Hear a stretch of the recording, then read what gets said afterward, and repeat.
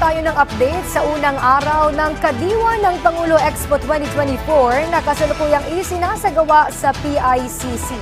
Si Clazel Pardilla ng PTV sa Balitang Pambansa Live. Clazel?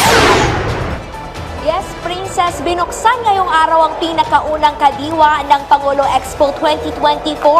Bigger, better and more ang tema ng programa na hindi lamang layong makapagbenta ng mga murang agricultural product kung hindi, hikayatin din ang mga stakeholder na lumahok sa kadiwa program.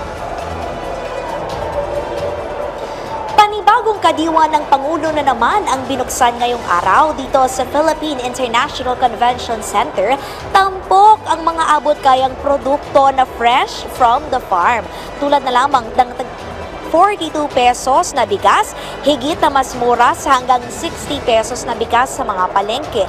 Karneng baboy ang kasing 280 pesos lang, mas mababa kumpara sa hanggang 360 pesos na benta sa merkado. Nasa 20 hanggang 30% naman ang tipid sa mga gulay. Layo ng Kadiwa program na bigyan ng pagkakataon ang mga magsasaka at mangingisda na ibenta direkta sa mga consumer ang kanilang mga produkto. Sa ganitong paraan, mas malaki ang kita habang nabibili naman ang mga consumer sa mas mababang halaga. Sabi ni Agriculture Secretary Francisco T. Laurel Jr., target ng programa na mahatiran ng murang pagkain ang mga Pilipino ngayong magpapasko. Hindi lamang maaari nga mag-shopping ngayon Princess, dahil yung kadiwa ng Pangulo Expo, maaari ring makibahagi yung mga stakeholder na nagbabalak lumahok sa programa.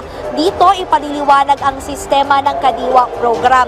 Ang mga kooperatiba maaring magtayo ng sariling kadiwa. Sa ngayon ay may 41 na kadiwa center na nagbibenta ng mga murang bigas at nasa 287 ang kadiwa stores at nakapagsagawa na ng 12,334 na kadiwa activities nationwide.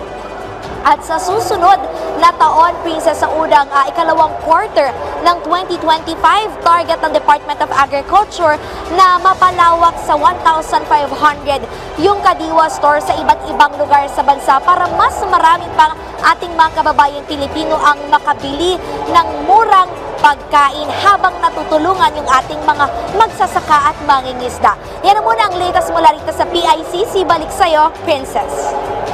Maraming salamat, Clazel Pardilla ng PTV.